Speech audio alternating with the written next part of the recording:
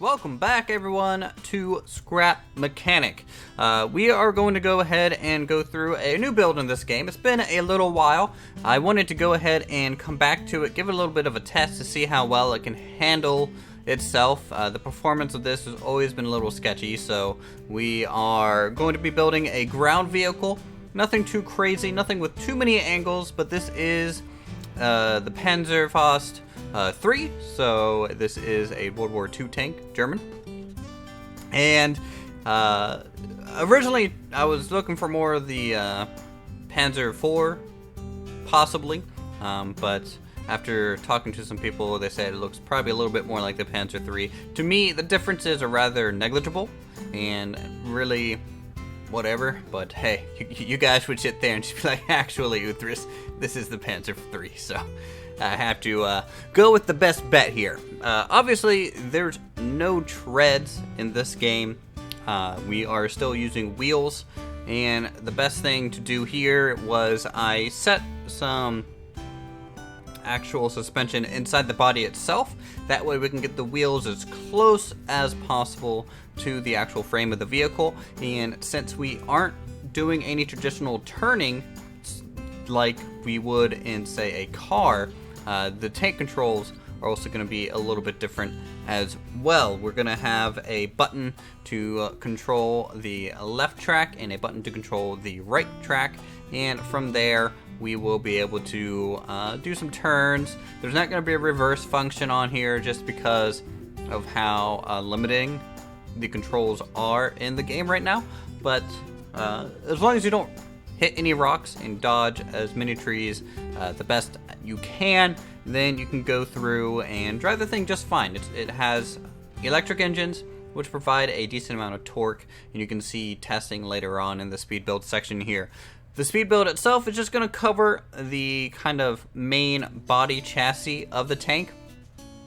The turret and everything was a little bit more complicated and took me a long time to do. And to get this video relatively short and entertaining, I decided to leave that part out. We ended up having to cut the tank in half and make it one block wider just so the turret can line up in the center, and that took some time and fiddling with.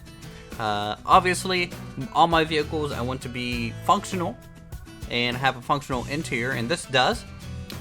We have plenty of room in there. You can crouch and kind of get around on the inside to all the 4 different seats, and near the end you can actually go in through the top of the turret and then go back into the lower body area. The front also will have 2 hatches that you can open up and go inside. Now, all the hatches are present on this tank just due to size constraints of the blocks and trying to keep the overall profile more accurate over the utility. That's something you have to balance in these creative games over, trying to make it look 100% accurate, but then not functional interior, or making it more compromises in terms of that. The way we do the angles, the slight angles on, say, the front and the underglasses and some of the side armor pieces, is that they're just simply attached to a rotor, and then you adjust that rotor to a certain degree, and you're able to get slopes from that. The back engine area here, of course, gonna have some grading back here. Gonna use a little bit more custom pieces as we go along. I do enjoy carving out the body with just basic blocks first, and then going back in and adding some more detailed sections. Now, this stuff is partially kind of just made up, just simply because the you just want to try and make it fit the world as best as possible, but also make it look detailed enough and interesting enough to be worth constructing. The back end, we will be using some air conditioners and some vents and some of the larger piping here to basically be our gas tanks, fuel tanks, what have you. The air conditioners provide a nice kind of mesh feel, almost like they are radiators, fans, trying to circulate air into the engine and such. Some minor details with the piping and basic electronic kind of decorations that we have in the game here. I would have liked to fit an extra little piece kind of rounding off these larger pipes, but kind of didn't have something to do so we just left it on there. I mean, it doesn't look terribly wrong or off or anything like that. It's just I would have liked to make it look a little bit more clean if I had to go back and do something like that. Thinking about adding some little details later on, possibly some treads or some extra wheels or something attached to the side.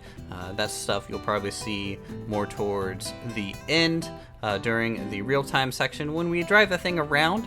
Though, be warned, the FPS is not the best just due to the physics of the game being rather poor, and it's not really well at handling so many suspension blocks. It's a relatively heavy vehicle, obviously, being a tank, and getting this thing to drive and the engine bay to open up and all the hatches to open up. It's a lot of little rotor pieces, it's a lot of suspension blocks, and this heavy vehicle just kind of bouncing around causes a whole lot of little issues.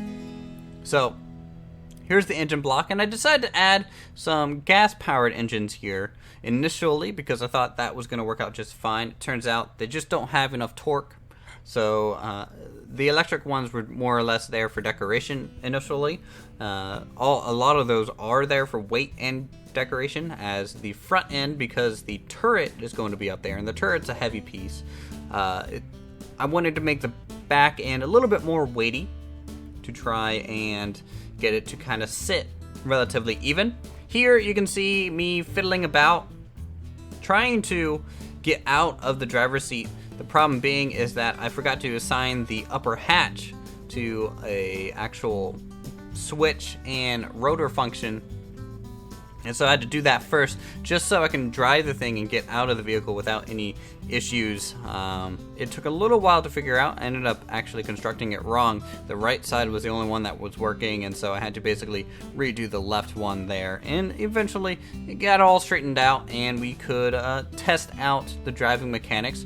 Obviously, the reverse function, I did test a way to do that for a little while, maybe partially some of the wheels to allow for a reverse, but that was causing a lot of friction because those wheels don't spin when you're moving forward because that engine is shut off. So we decided to just go with all the wheels spinning forward, and hopefully you won't run into anything, and if you do, you can just hop out, put it on the jack, and spin it around. It's scrap mechanic, guys. It's not supposed to be 100% realistic anyways, and I'm more worried about getting the thing to drive well enough. So that's going to be us for the speed build section. I'm going to go ahead and kick it over to real-time me. Alright, here we are. This is the Panzer 3. This is the medium tank we have been building on the speed build section, and it is still up on the loft. The loft, of course, is preventing physics from happening and preventing some major lag that will be present as soon as I take this thing off the lift itself. Now, this thing, to be honest, for me, this is more like a combination of the Panzer 3 and the Panzer 4. These front hatches here wouldn't be here on a Panzer 3. This would actually be on the front mantlet here. And there's just some minor differences. It's almost like an upgraded Panzer 3, more so than strictly only a Panzer 4. It's quite different. Anyways, what we have here is the standard gray color. It's in a nice two-tone, a dark gray for the wheel wells and the kind of mud coverings there, and a normal standard gray color for everything else. The accent color, of course, being a dark gray for like little loops and ports that are on the side of the armor itself. We have some detailing along the sides. These, of course, would be like ammo boxes and things of that nature. Some extra wheels in case the tracks break down. Some little bits of pillows, which are representing some sandbags. And just plenty of little nooks and crannies for things, and some additional details that were not in the speed build section. The front, of course, having some of extra tank treads, even though the tank itself doesn't have any tank treads. I just wanted to get that little extra detail piece in there. Let's go ahead and drop this thing down. Prepare for some lag. basically I go from about 50 FPS down to about 10 when this thing is fully physics enabled and everything like that. So again, Scrap Mechanic, still not the most optimized game in the world, not something that I really want to spend a whole lot of time in the meantime, but I've just felt like I needed to come back to it just every now and then. I do enjoy the concept of the game. Now everything has its final angle. So the lower glacis is there now at a nice angle. The upper here by the driver port and thing are angled. The turret armor is angled now, roughly to about what you might expect. These hatches do open up, and this is something that will lay down into the gunner's seat. In fact, we can hop in here. We can close that hatch and just look around kind of with everything on.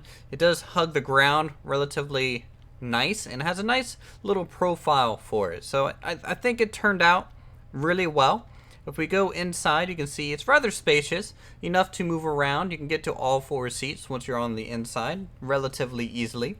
And the turret does move, though it's limited to just the driver turning radius, as that's kind of the easiest thing. I didn't want to add a whole lot of more rotors and extra little tidbits, as obviously this is already affecting a lot of our FPS. I'm trying to not move the camera a whole lot. So we're going to hop out of this seat and just crouch around to the front driver's seat here.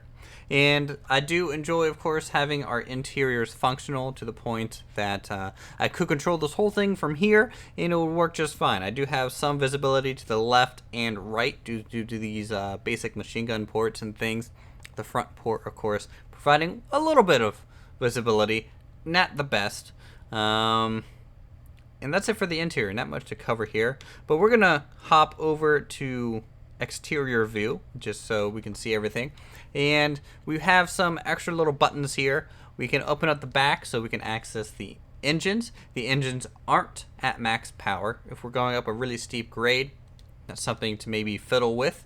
And then you can close them and seal them back up. We, of course, can open up the front 2 hatches here and access the driver port and the machine gunner port. Seat there. And now, let's go ahead and give this thing a go. So driving this is relatively simple. 1 and 2 controls basically the left side and the right side. And so 1 being the left side here. So if we turn that on, you'll see we'll just start kind of spinning and turning towards the right. This is exactly how a tank turns and operates. 2, of course, would cause it to go the opposite direction. If you activate both at the same time, however, this is going to give you forward momentum. And luckily, if you press 2, it's going to shut off our right tread, so therefore we should turn right.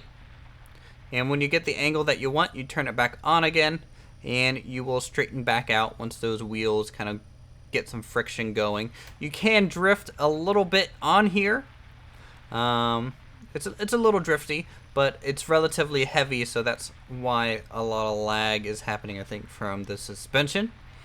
A little bit of color. I left some of these boxes yellow just so they pop out a little bit better.